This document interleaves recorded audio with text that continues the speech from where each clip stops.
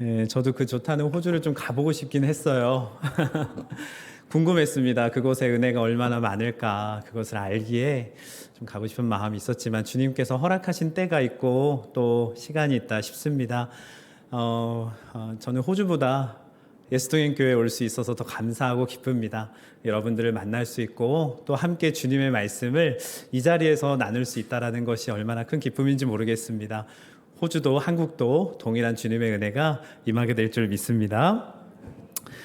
제가 오늘 본문의 말씀을 주님께서 이렇게 허락하여 주셔서 준비를 했습니다. 그런데 보니까 2주 전에 우리 담임 목사님께서 하셨던 3주년 말씀과 똑같은 본문이더라고요. 다시 한번 우리에게 주시는 것 같습니다. 우리에게 색이라 말씀을 하시는 것 같아요. 그래서 새 번역으로 준비를 좀 했습니다. 그래서 다시 한번 이 말씀, 동일한 말씀이지만 또 우리에게 어떤 주님의 메시지를 주시는지를 우리가 함께 보면 좋을 것 같아요. 오늘의 말씀의 제목이 우리 성도님들에게는 어떻게 와닿으시는지 좀 궁금합니다. 교회를 찾고 계십니까? 이루고 계십니까? 저는 오늘 주일 말씀을 준비하며 주님께 많이 여쭤봤을 때 주님께서 허락하신 마음은 바로 교회였습니다. 교회에 대한 말씀을 함께 나누자. 왜냐하면 저에게도 가장 먼저 필요했던 것이 바로 교회에 대한 메시지였기 때문입니다. 저는 요즘 위즈엠 사역을 하면서 교회를 찾아다니고 있습니다. 목회를 시작하면서부터 좀 유례없는 일이기는 해요. 지난 7월, 8월 동안 여러 교회를 찾아다니고 있습니다. 좋기도 합니다. 한국 교회를 돌아볼 수도 있고요. 또 예수 동행을 함께 하고 있는 이 파트너 교회들을 볼 수 있다는 것이 참 유익이 되고 좋은 일이기도 합니다. 그런데 마음 한켠에서는 좀 이런 허전함이 올라오더라고요. 약한 마음들이 생겨나기 시작을 하더라고요. 함께 그 교회를 가던 딸아이가 몇 주 정도 지나니까 이런 질문을 해요. 오늘은 어디가? 이러더라고요. 오늘은 어느 교회가? 이런 질문을 해요. 이제 매주 다른 교회를 가다 보니까 이 아이에게도 호기심 반 또 염려 반 하는 마음이 좀 있었던 것 같아요. 그런 이야기를 들으니까 마음 한켠에 제 안에는 좀 약해지는 마음이 들어오더라고요. 분명히 우리 가정 안에 또 제 사역 안에 한국교회를 섬겨야 되는 그 시기를 허락하신 것을 믿고 따르고 순종하고 있지만 그 교회를 다녀오고 또 돌아오는 길에 마음 한켠에 그냥 아무렇지 않게 나갈 수 있는 그런 당연한 교회가 우리에게는 왜 없을까 하는 이런 이상한 질문들이 제 안에 들어오기 시작을 했습니다. 돌아보니 저는 늘 교회를 찾고 있었어요. 처음 대학원을 다니고 사역을 할 교회를 찾았고요. 그리고 3년 정도 그곳에서 사역하다가 또 수련 목회를 할 교회를 찾았습니다. 그리고 선한 목자 교회를 오게 되었죠. 그리고 그곳에서 수련목을 마치고 또 목사 안수를 받고 이후에 사역할 교회를 기도하며 구했습니다. 그리고 삼척에서 또 다시 한번 기도하며 교회를 찾았죠. 그리고 현재 이곳에 서 있습니다. 저는 늘 교회를 찾았어요. 내가 사역하게 될 교회, 내게 더 맞는 교회, 나를 필요로 하는 그 교회. 어쩌면 저는 늘 내가 원하는 그 교회를 찾고 있었는지 모릅니다. 그런데 오늘 말씀을 준비하면서 주님께서는 이 교회라는 단어를 주시면서 저에게 교회란 찾는 것이 아니라는 마음을 주셨어요. 교회는 찾는 것이 아니라 이루는 것이라는 마음을 주셨습니다. 글렌 와그너가 지은 예수님께서 원하시는 교회라는 책에 이런 이야기가 나옵니다. 일본 교토에 가면 천불상사라는 절이 있대요. 그곳에는 이 가부좌를 한 1000개의 불상이 아주 정연하게 안치되어 있다고 합니다. 그런데 이 1000개의 불상의 모양이 다 다르대요. 조금씩 다른데 절에 온 이 불자들이 각자 자기와 비슷한 불상을 찾아서 그 앞에서 예불을 드리고 기도를 한다고 합니다. 그러면서 마지막에 이런 이야기가 있어요. 인간들은 이처럼 스스로와 가장 흡사해 보이는 불상 또는 교회를 선택하려는 성향이 있습니다. 이런 이야기가 있더라고요. 제가 삼척에서 유년부를 맡았을 때예요. 아주 열심히 나오는 초등학교 2학년 여자아이가 있었어요. 성경학교를 했습니다. 나왔어요. 아주 즐겁게 성경학교를 마쳤습니다. 근데 그 다음 주에 안 나오는 거예요. 그 다음 주에도 안 나와요. 그래서 교사에게 물었습니다. 어디 갔습니까? 그랬더니 바쁘대요, 아이가. 그래서 한 3주, 4주 지나고 제가 주변에 있는 교회 홈페이지를 좀 이렇게 봤어요. 그런데 옆에 있는 큰 교회 여름 성경학교 사진에 그 아이가 있는 거예요. 너무 신나고 해맑게 막 즐겁게 성경학교를 하고 있더라고요. 그래서 그 교사에게 들었습니다. 아, 이 아이가 여름이 되면 삼척에 있는 모든 교회를 순회하면서 성경학교들을 다니고 있다라는 이야기를 전해 들었어요. 이 아이에게는 너무 좋은 기회였겠죠. 그 성경학교 1년에 한 번 하는, 가면 많은 선물도 주고 재밌는 놀이도 하고, 어쩌면 이 아이는 그것을 갈망함으로 찾아다니는 아이였을지도 모릅니다. 어찌 보면 도전이 되기도 했어요. 야, 이렇게 찾아다니는 아이가 실제로 있을까 했는데 거기 있더라고요. 저는 이 아이의 모습, 또 천불상사를 보면서 우리가 어쩌면 늘 이렇게 교회를 찾고 있고 고르고 있는 것은 아닌가 하는 생각이 들었어요. 도대체 우리의 초점은 어디에 맞춰져 있을까? 교회를 택한다는 것, 이 어린아이는 나를 즐겁게 하는 일, 내게 선물 주는 곳, 나를 재밌게 하는 그곳, 또 누군가에게는 교회가 나에게 안식을 주고 평안을 주고 기쁨을 주는 곳, 찾아다닐 수 있습니다. 여러분의 교회를 향한 그 마음, 그 초점은 지금 어디를 향하고 계십니까? 오늘 에베소서 말씀은 이 2장의 기록 배경은 유대인과 이방인의 연합에 대한 이야기를 다루고 있습니다. 예수 그리스도가 십자가의 희생을 통해서 이루신 일은 개인의 구원만이 아니라, 예수님께서 십자가를 지신 일은 개인의 구원만이 아니라 당시 적대적 관계에 있었던 유대인과 이방인 간의 평화를 위해서 십자가를 지셨다라고 에베소서 2장에서 이야기를 합니다. 이것은 내가 평화를 이루기 위함이다. 그것이 에베소서 2장의 초반부입니다. 그리고 후반부에서 그 십자가에서 이 평화를 이루신 이유는 바로 교회를 이루기 위함이다 라고 말하고 있습니다. 여러분, 우리도 전에는 이방인이었어요. 하나님을 알지 못했습니다. 일부 예배 전에 어느 권사님과 이야기했지만 20대 전에는 제가 하나님을 몰랐어요, 이렇게 웃으면서 이야기를 하셨어요. 그때 이야기를 하지 마세요. 우리도 그렇게 이야기를 하지만 우리도 결국에는 이방인이었습니다. 외인이었어요. 소망도 없고 하나님도 없는 채로 살아갔던 그런 한 사람들이었습니다. 그런데 우리가 어떻게 된 것입니까? 그 예수 그리스도의 평화의 십자가를 통해서 우리는 하나님의 가족이 되었어요. 교회를 이뤘습니다. 그리고 성전이 되었고 하나님이 거하실 처소가 되었다라고 오늘 본문 말씀에서 이야기하는 것입니다. 주 안에서 우리는 처소가 되었고 우리는 성전으로 세워져 가고 있습니다라고 이야기를 합니다. 에베소서 2장 20절에 여러분은 사도들과 예언자들이 놓은 기초 위에 세워진 건물이며 그리스도 예수가 모퉁이 돌이 됩니다. 집을 지탱하고 있는 모퉁이 돌이 되셨다라는 거예요. 십자가의 달리심으로. 21절입니다. 그리스도 안에서 건물 전체가 서로 연결이 되어서 주님 안에서 자라서 성전이 됩니다. 그리고 22절입니다. 그리스도 안에서, 또 나와요. 그리스도 안에서, 이것이 중요합니다. 여러분도 함께 세워져서 하나님의 성령이 거하실 처소가 됩니다. 하나님께서는 이방인이었던 우리를 하나님의 가족으로 입양하셨어요. 우리를 부르셨어요. 양자 삼으셨습니다. 우리는 다 양자 삼아진 사람들이에요. 하나님의 은혜로.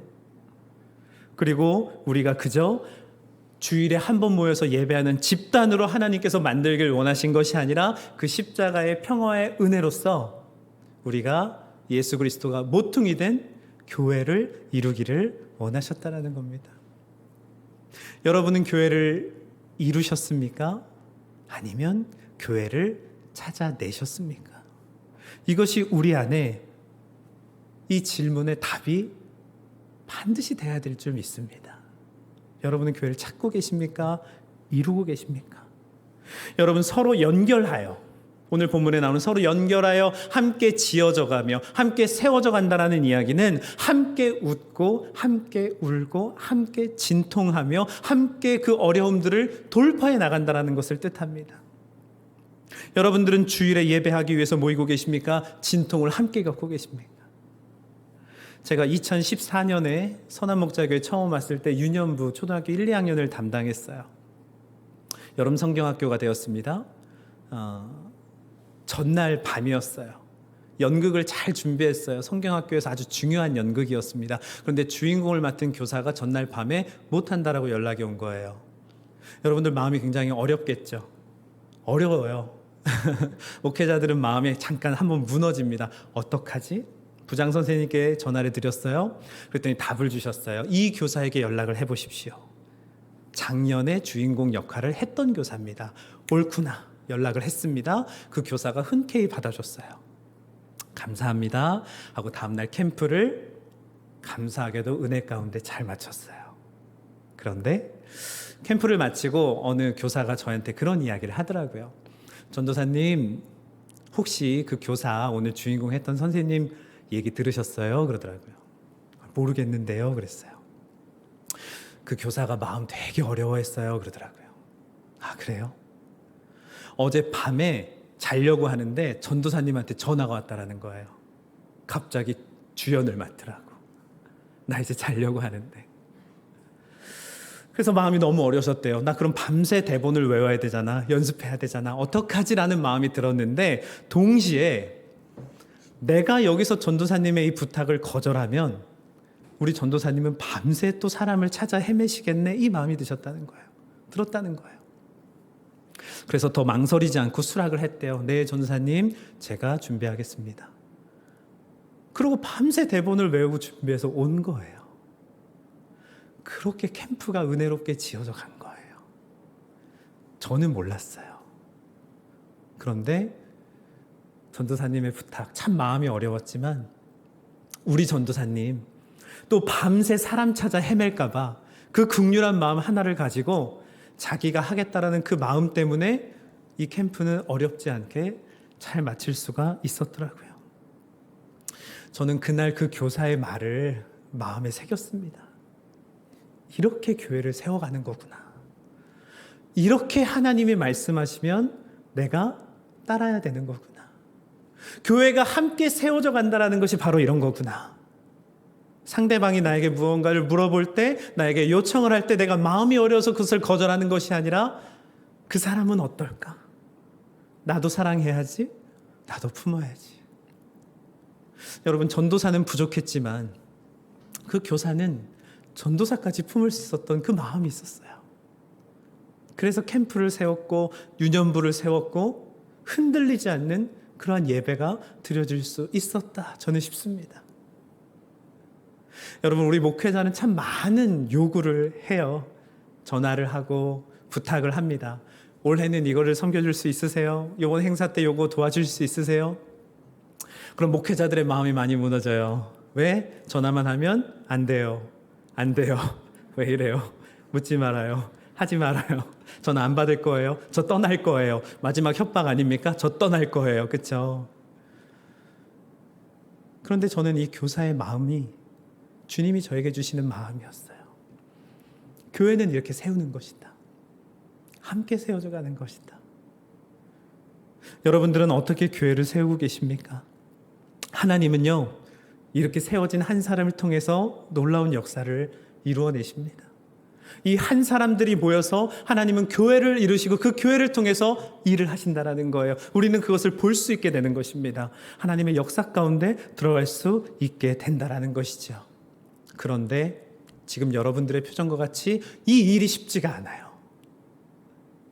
말은 쉽지만 우리가 살아내기가 쉽지가 않다라는 것입니다. 왜 쉽지가 않죠?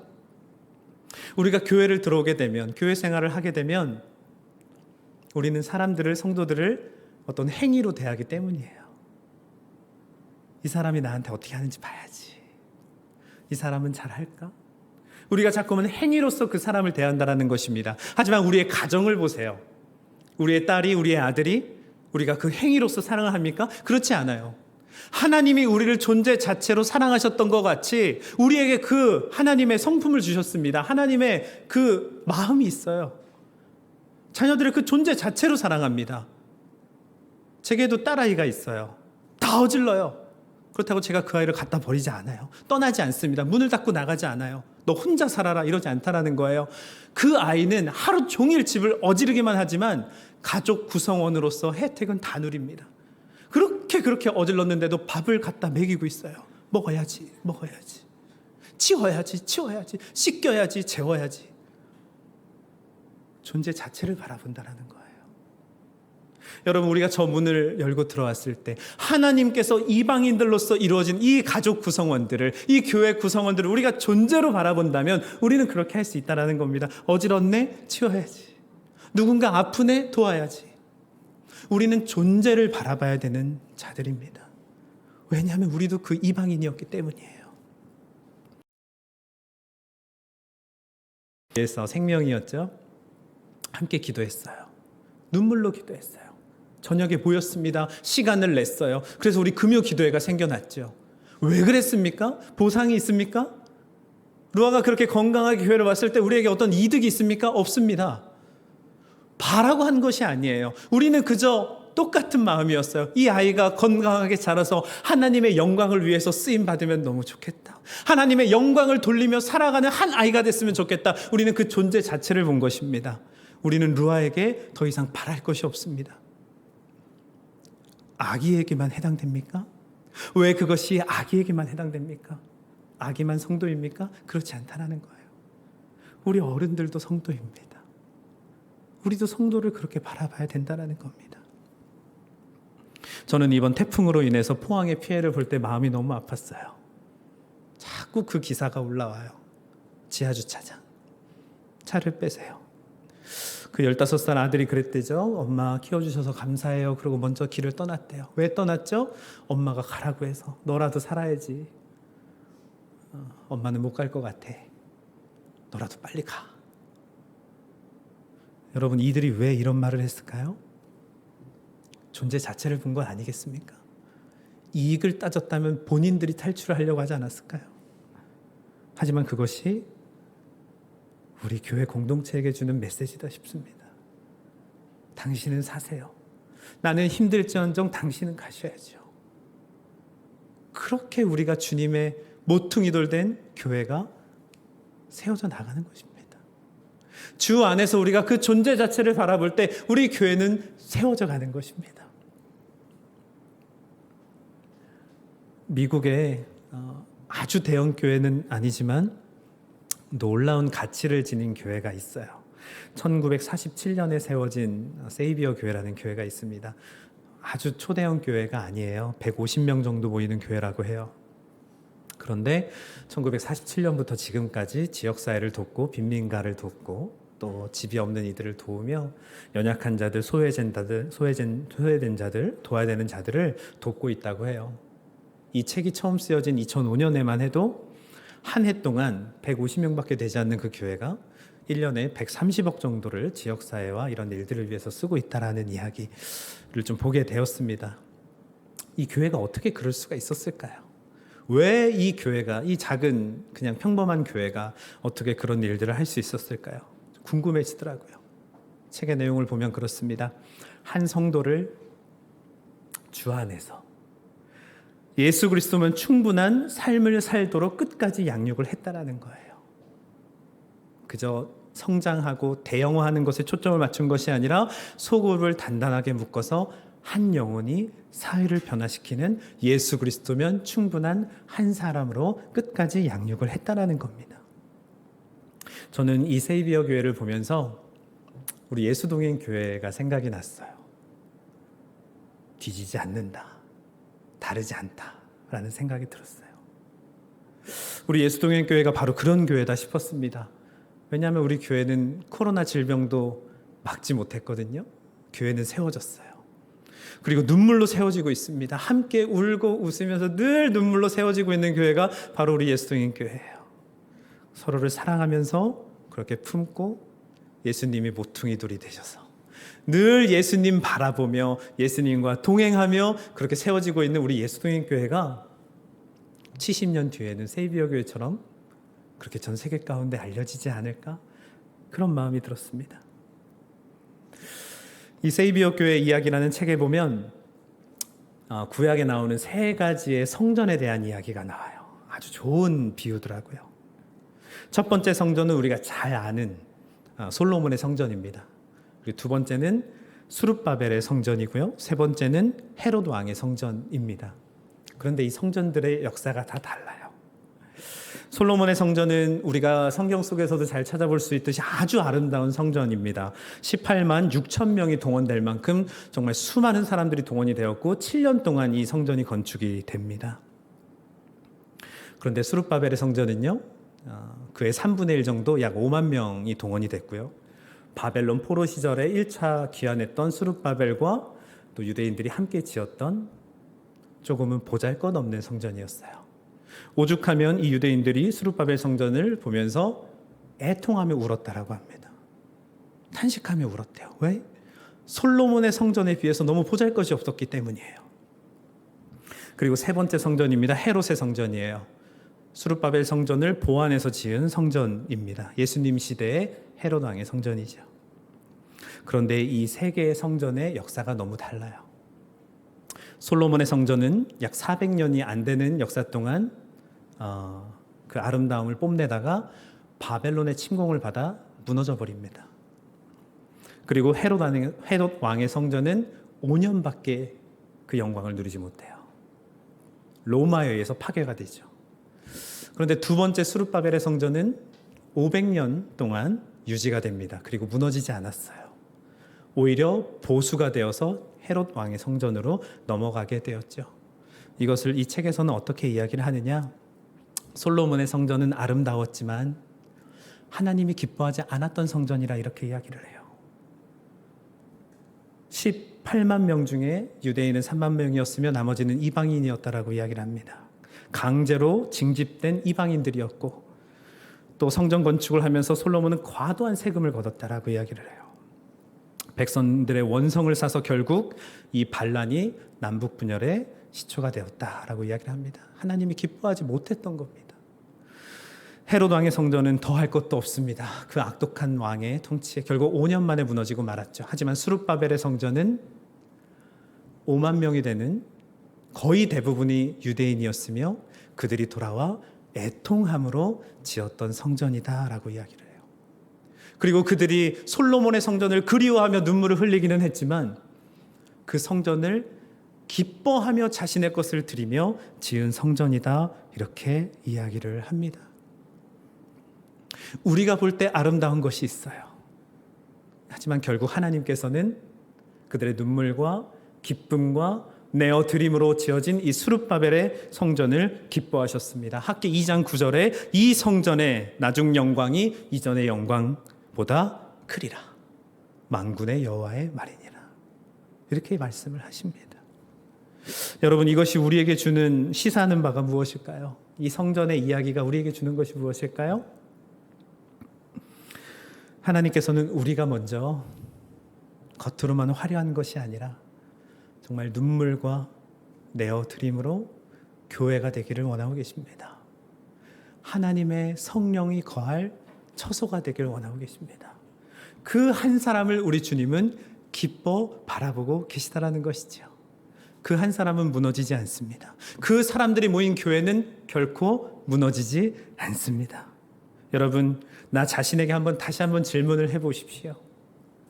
나는 주님이 모퉁이 돌이 되셔서 정말 주님 한 분이면 충분한 성도인지, 나는 눈물로 이 교회를 세워나가고 있는지, 나는 기뻐하며 이 교회를 위해서 드리고 주님께 바치고 있는지, 나는 그렇게 이 교회를 세워나가고 있는지 스스로에게 질문을 해보시기 바랍니다.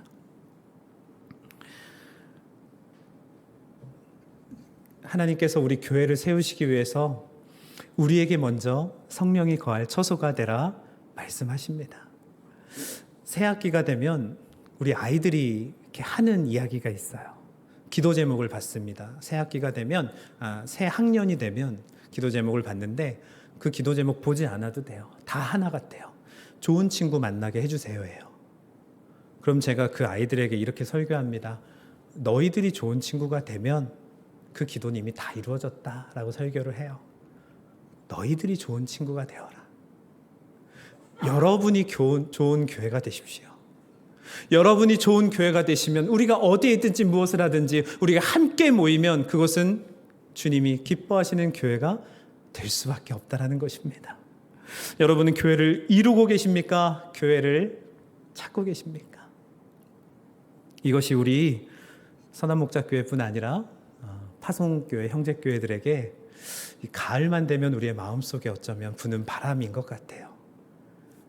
우리는 선택을 해야 됩니다. 저 역시도 목회자들도 마찬가지예요. 가을이 되면 한번 바람이 불어요. 교회를 찾습니다. 목회자들도 교회를 찾아요.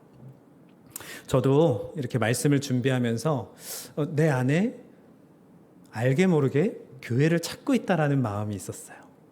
조금 전에도 제가 말씀드린 대로 예수동행 교회와 위지엠 사역을 하다가 저희가 구조적으로 분리를 하는 일이 있었습니다.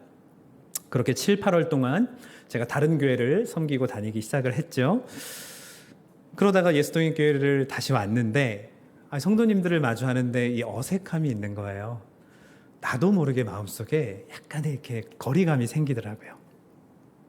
제가 여러분들을 굉장히 낯설어하고 있었어요. 제가 되게 목사라는 생각을 되게 많이 했던 것 같아요. 목사라면 그런 생각이 굉장히 컸던 것 같아요. 그런데 다들 저를 너무 편하게 대해주시는 거예요. 다들 편안하게 말을 걸어주시고 편안하게 다가와 주시고. 그런데 제 마음에는 여전히 낯선 마음이 있었습니다. 왜 이럴까? 나는 왜 낯설어하고 있을까? 나는 왜 여전히 교회를 찾고 있을까? 아내와 굉장히 깊은 대화를 오래 나눴어요. 우리에게 교회가 필요하다. 우리에게 공동체가 필요하다. 우리가 어느덧 메마르고 있다. 우리에게도 교회가 반드시 필요하다. 우리 교회를 찾아 떠나야 되는 것이 아니냐. 그렇게 많은 생각을 하며 주님 앞에서 부족하게도 교회를 찾아 헤매고 있었어요. 그런데 주님께서는 저에게 교회는 찾는 것이 아니다라는 마음을 주셨습니다. 교회는 찾는 것이 아니야. 너와 내가 교회를 이미 이루었는데 무슨 교회를 또 찾고 있냐 말씀하시더라고요. 내가 너를 위해서 모퉁이 돌이 되어 주었는데 너는 또 무슨 교회를 찾고 있느냐. 저에게 너무나 큰 다그침을 주시더라고요. 저를 혼내셨어요. 또 무슨 교회를 찾느냐. 또 너에게 마음에 드는 교회를 찾고 있느냐. 주님은 저를 혼내셨습니다. 그런데 주님, 제 마음이 왜 흔들리죠? 왜 제 마음이 아프죠? 왜 낯설죠? 왜 어색하죠? 주님께 여쭤봤어요. 돌아보니까 제가 이미 예수동행 교회 안에서 정말 주님이 모퉁이 돌이 되셔서 그 교회를 함께 세워가고 있었더라고요. 그 교회 안에서 제가 빠져나오려고 하니 아팠던 거예요. 여러분, 목회자도 마찬가지입니다. 목회자도 성도예요. 아픕니다. 마음이 아프더라고요. 제가 삼척에서 떠날 때 가장 아팠던 것들은 성도들을 떠나는 거였어요. 주님의 부르심이 있었습니다. 완전한 부르심이 있었어요. 예수동행의 이 사역을 위해서 주님이 부르시는 것 같았어요. 1시간 만에 주님께 답변을 드렸습니다. 제가 가겠습니다. 그곳에서 다시 한번 예수동행의 일을 하겠습니다. 라고 눈물을 흘리면서 왔어요. 한 가지였습니다. 성도들에게 죄송한 마음이었어요. 늘 목회자가 떠나야 된다는 것이. 제가 이사를 하던 날도 성도님들이 많이 오셨어요. 장로님, 권사님들이 오셔서 저에게 우리 목사님 이거 좋아하셨죠? 딸아이도 이거 잘 마셨죠? 하면서 오미자차를 가져오시더라고요. 그것을 한 텀블러 하나에 넣어서 주시는데 제가 그것을 잊지 못하겠어요. 이거 목사님 좋아하시던 거죠? 그 성도님들을 떠난다는 것이 참 아팠습니다. 왜? 함께 교회는 세워져 가고 있었기 때문이에요. 교회를 찾아와서 이룬 그 마음에는 그런 아픔이 없을지도 몰라요. 떠나는데 어려움이 생기지 않을지도 모릅니다. 그런데 함께 어려움을 겪었고 함께 눈물을 흘리며 함께 웃었던 그 세워진 교회는 결국 나누어질 때 아프더라고요. 그래서 내가 아팠구나. 내가 예수동행교회와 이 사역적으로 분리하는 것이 그래서 아팠구나가 느껴지는 거예요. 저는 예수동행교회와 함께 세워져 있었던 저도 한 그 성령이 거하는 처소였습니다. 돌아보니까 제가 예수동행교회 오기도 전에 여러분들은 알지도 못하는 제 둘째 아이를 위해서 기도해 주셨어요. 위태롭습니다. 태어났는데 어려워요. 기도해 주십시오. 여러분들의 기도로 저는 이미 함께 세워져 가고 있었어요. 그리고 댕기열에 걸렸을 때도, 코로나에 걸렸을 때도, 제 둘째 누님, 일본에 계신 누님의 조카가 또 큰 수술을 받을 때도 여러분들은 그가 누군지도 몰라요. 그런데 기도하시더라고요. 함께 울어주셨어요. 그리고 만날 때마다 또 물어보셨습니다. 괜찮습니까? 괜찮으셨어요? 회복했어요? 어때요? 저는 이것이 함께 세워져 가는 교회라고 생각이 들어요. 주 안에서 함께 세워져 가는 그 교회. 예수동행 교회는 저와 함께 그렇게 세워져 간 저에게는 그런 교회였던 거예요. 근데 저는 교회를 찾고 있었어요. 그래서 여러분들은 아직도 저에게 댕기열이 괜찮냐고 물어보고 계세요. 6월에 걸렸는데요. 아직도 저를 위해 기도하고 계시다는 마음이에요. 아직도 목사님의 건강을 위해서 기도하고 계시더라는 그 이야기를 들으면 그래, 함께 세워져 가고 있었구나, 함께 지어져 가고 있었구나, 이것을 느끼겠더라고요. 성도님들이 목회자를 세우는 교회가 여기 있습니다. 성도님들이 성도님들과 함께 세워가는 교회가 여기 있습니다. 우리는 주님이 모퉁이돌이 되셨거든요. 우리는 날마다 주님과 동행하고 있거든요. 우리는 흔들리지 않습니다. 우리는 절대 무너지지 않습니다. 수룹바벨의 성전과 같이 우리는 그렇게 교회를 세워가고 있습니다. 여러분, 교회를 찾고 계십니까? 아니면 교회를 이루고 계십니까? 누군가의 눈으로는 이 예수동행 교회가 초라해 보일 수도 있어요. 옆에 있는 어느 대형 교회에 비하면 그럴 수도 있겠죠. 상가에 있는 교회, 적은 인원이 드리는 교회, 누군가의 눈에는 수룹바벨의 성전과 같이 초라해 보일 수 있는 그런 교회일 수 있습니다. 하지만 우리 주님은 우리 예수동행 교회를 기뻐하고 계십니다. 그리고 주목하고 계시고 이 교회를 놀랍게 쓰실 그 확신이 제 안에 듭니다.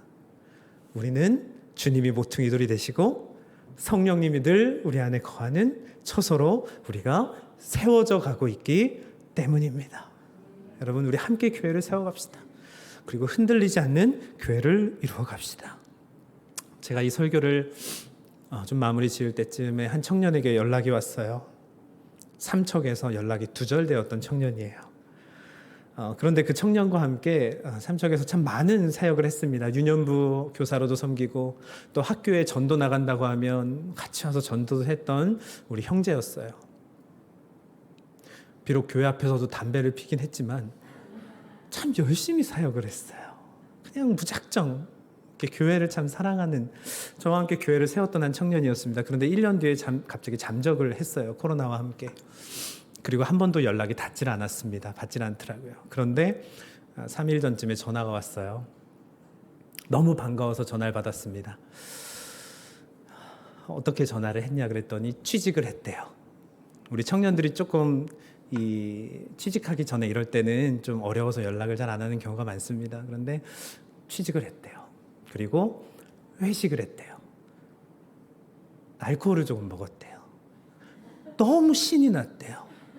근데 갑자기 목사님이 생각이 났대요. 저도 왜 그런지 몰라요. 신나서 저에게 전화를 한 거예요.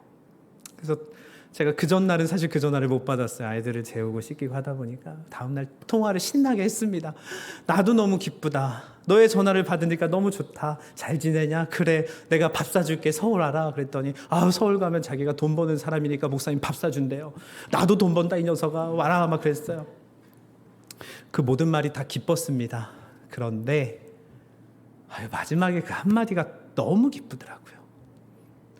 목사님, 저 여기에서도 교회 다니고 있어요. 그러더라고요. 저는 교회 안 다니는 줄 알았거든요. 그 마음이 저를 그렇게 울리더라고요. 그래, 한 교회로 얘가 서 있구나. 나와 함께 그 교회를 세웠던, 교회를 이뤄갔던 이 아이가 여전히 주님이 모퉁이돌이 되어 계시는구나. 저는 우리 주님이 그러실 것 같아요. 주님, 제가 교회를 찾았습니다. 저에게 맞는 교회를 찾았습니다. 이 말을 기뻐하시기보다는 주님, 제가 오늘도 교회를 이루고 있습니다. 제가 오늘도 교회를 세우고 있습니다. 우리 주님은 그 말 한마디를 기뻐 받으실 것 같아요. 여러분들은 어떤 성전을 짓고 계십니까? 어떤 교회를 이루고 계십니까? 아니면 교회를 찾고 계시진 않으십니까? 우리 주님을 사랑하는 한 사람으로서, 주님이 모퉁이돌 대신 한 교회로서 우리가 교회를 세워갑시다. 그리고 교회를 이루도록 합시다. 더 이상 우리는 교회를 찾지 않는 것입니다. 그저 그곳에서, 주님이 부르신 그곳에서 교회를 눈물로써, 또 함께 기뻐함으로써 존재 자체를 우리가 바라보면서 교회를 세우는 한 사람이 되기를, 하나님의 기쁨이 되는 교회가 되기를 간절히 원합니다.